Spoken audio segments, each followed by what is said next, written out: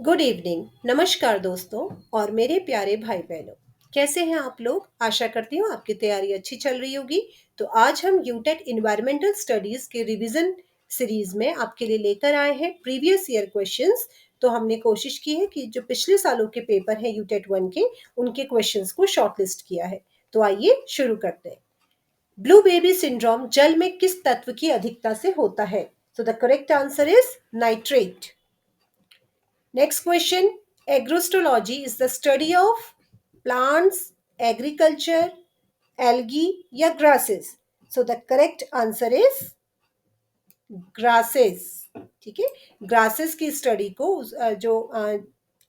जिसमें हम किस तरह से ग्रासेस ग्रो करती हैं और उनकी मॉर्फोलॉजी, टेक्सोनॉमी, इकोलॉजी और उनका जो इवोल्यूशन है और उसको हम कैसे और अच्छे से जो उनकी फूड क्रॉप्स होती हैं, जो मेजर फ्रूट क्रॉप्स उसके अंडर में जैसे वीट, राइस, कॉर्न, बार्ले वगैरह, इन सब के बारे में स्टडी की जाती है। ठीक है, उनके इकोनॉमिक एक्सपेक्ट को भी पढ़ा जाता है। अब इसमें थोड़ा सा और एक्सप्लेन कर लेते हैं। Plants, study of plants is called. अब देखो हमने इसे घुमा के पूछा है तो स्टडी ऑफ प्लांट्स हमें सोचने में समय लग जा रहा, but the answer is very easy. Study of plant is called botany.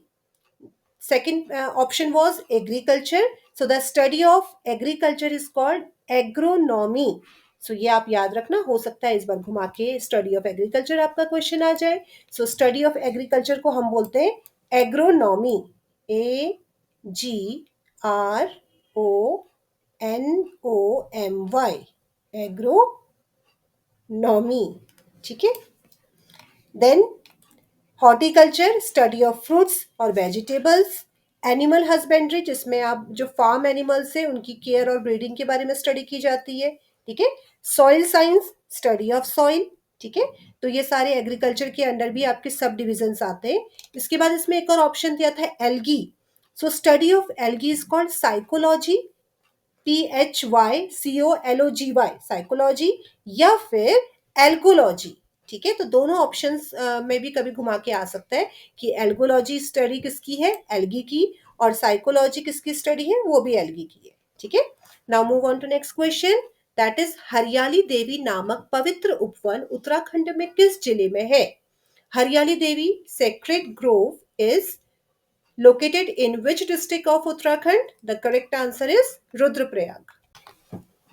Now the next question comes from Global Environmental Summit. Where was the World Summit on Sustainable Development held? तो एक हमने क्वेश्चन प्रीवियस पेपर में भी किया था कि sustainable development क्या है, बैलेंस्ड डेवलपमेंट। ठीक है, तो आज की डेट में औद्योगिक क्रांति जब जहाँ चल रही है तो वहां पे किस तरह के डेवलपमेंट की रिक्वायरमेंट है? बैलेंस्ड डेवलपमेंट, जहाँ पे पर्यावरण को ध्यान में रखते हुए आगे को डेवलपमेंट किया जाए। ठीक है, तो इस पे वर्ल्ड समिट कहाँ हुआ था? जोहान्सबर्ग, साउथ अफ्रीका में। ठीक है,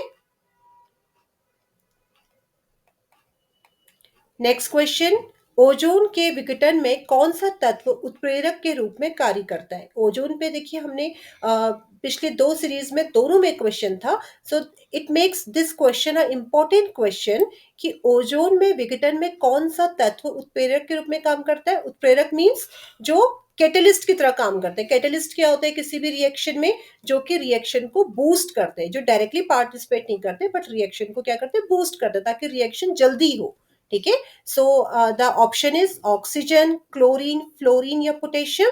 so the correct answer is chlorine, Cl जिसका सिंबल होता है। ठीक है, chlorine act as catalyst in ozone depletion reaction. A single chlorine atom can destroy thousands of ozone molecules through a chain reaction process. तो chain reaction process क्या होती है?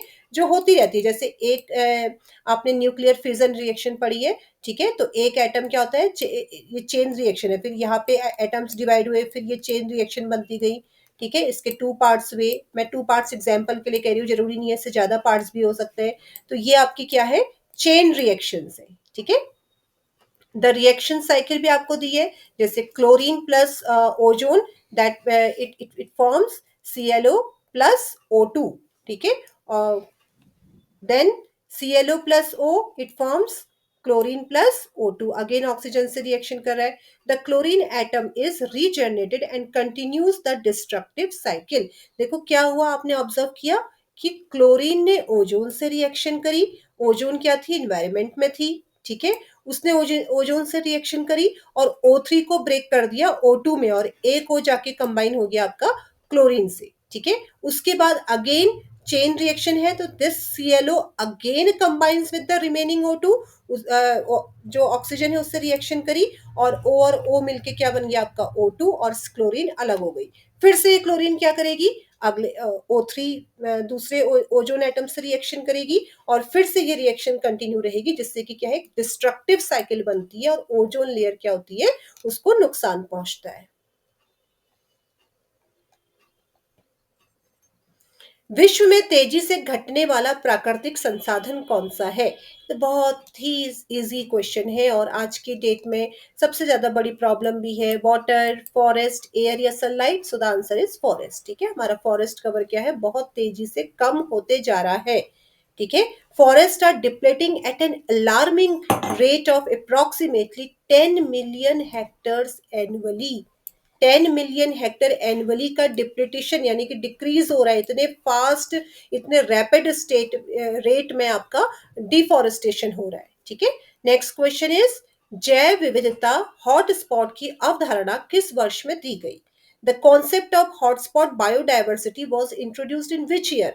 सो पिछले वीडियो में हमने डिस्कस किया था कि हॉटस्पॉट बायोडायवर्सिटी का कॉन्सेप्ट जब विश्व में आया, तो उसमें इंडिया का कौन सा एरिया है, कौन सा रीजन है? इंडिया का वेस्टर्न घाट वाला जो रीजन है, उसे हॉटस्पॉट ऑफ बायोडायवर्सिटी का है, क्योंकि वहां पे जो विविधता है वो बहुत अधिक है, ठीक है। तो बहुत बहुत भिन्न, मीन्स 7,000 अराउंड की तो उसमें प्लांट्स की स्पीसीज है, तो हर टाइप के प्लांट, हर टाइप के ऑर्गेनिजम्स की, प्लांट्स की, फ्लावर्स की, ग्रासेस की, वहां पे बहुत ही वेराइटी है, ठीक है। तो इसीलिए उस जो हमारा वेस्टर्न घाट वाला रीजन है, उसको हॉटस्पॉट ऑफ बायोडायवर्सिटी कहा गया है। तो इसका कॉन्सेप्ट आया कब था? 1988 में।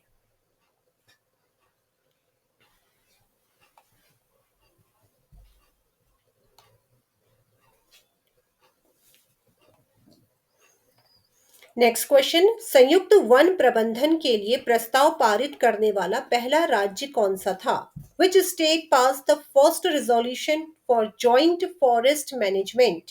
सो the correct answer is Madhya Pradesh, MP. Madhya Pradesh pioneered the joint forest management approach in India, recognizing that sustainable forest conservation requires active participation of local communities. देखिए, ये स्वयं से समझने वाली बात है कि जब तक लोकल सपोर्ट नहीं होगा, तब तक कोई भी पॉलिसी कुछ भी काम नहीं कर सकती, ठीक है। सो पॉलिसीज तो बनती रहेंगी, लेकिन जब तक लोकल सपोर्ट नहीं होगा, आम जन उस चीज को अप्लाई करने के लिए रेडी नहीं होंगे, तब तक कोई भी चीज सक्सेसफुल नहीं हो सकती, ठीक है। सो आशा करती हूँ कि आपको ये क्वेश्चन सही लगे होंगे, और मुझसे पहले आपने आंसर्स दिए होंगे। So keep working, keep trying, and definitely you will shine. So good luck, मिलते हैं एक अगली वीडियो के साथ। Thank you.